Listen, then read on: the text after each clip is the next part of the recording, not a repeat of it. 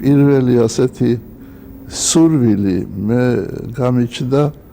როცა წავიკითხე ბავშვობაში, სულ პატარა ვიყავი ალბათ 11-12 წლის, როცა წავიკითხე ეგვიპტელი დიდი მოღვაწეების ცხოვრება. აი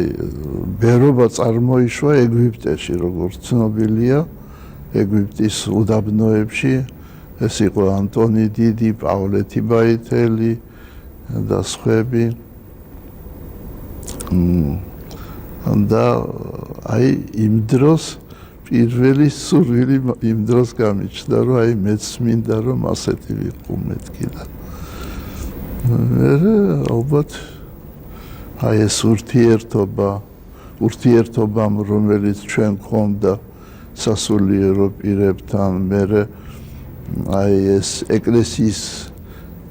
გახსნამ ჩემმა მშობლებმა ყველაფერი გააკეთეს იმისათვის რომ ერთი ეკლესია იყო ვლადიკავკაზში წმინდა ილიასი და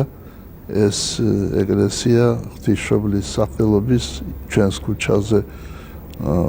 მამა ჩემმა შეაგროვა